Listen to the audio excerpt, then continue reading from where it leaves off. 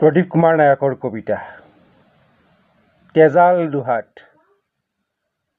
কবিতাৰ শিৰোনাম তেজাল দুহাত।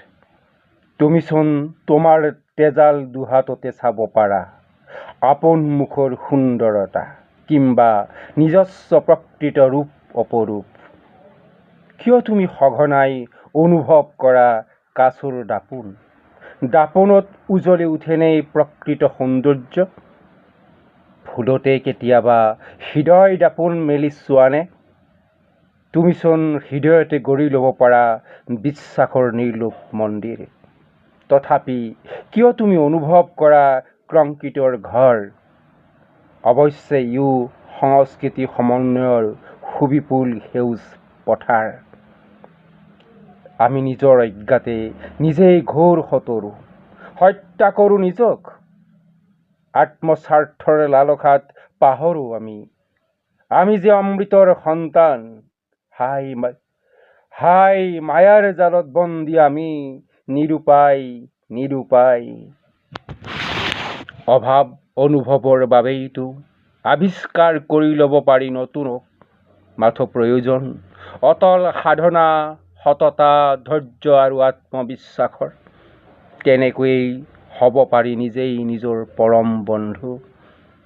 পথ যদি বিপদ হয় সি হয় পথ কিয়? জীৱন মানেইতো সাধনা আৰু সত্যৰ মৰণপণ অন্বেষণ।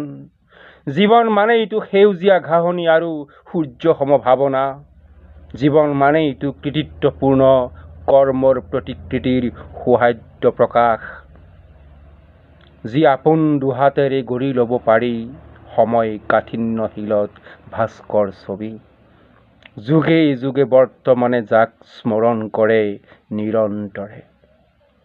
তুমি সময়ৰ বুটা বছা সুগন্ধি বাটেৰে সূৰ্যমুখী হৈ নাও বাই গৈ থাকা।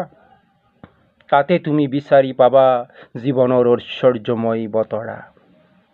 চাব জানিলে আপোন দুহাততে দেখা পাই দীৰ্ঘায়ুষ আৰু কহিনুৰ ৰূপ জগত সভাত। তুমি তোমাৰ নিপুণ দুহাততে বিচাৰিবা চোৱাচোন কি পোৱা হে সাধনা উন্মেষী বিপ্লৱী।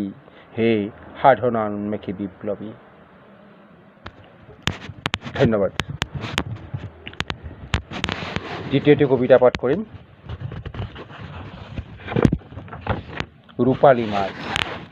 কবিতাৰ শিৰোনাম ৰূপালী মাছ।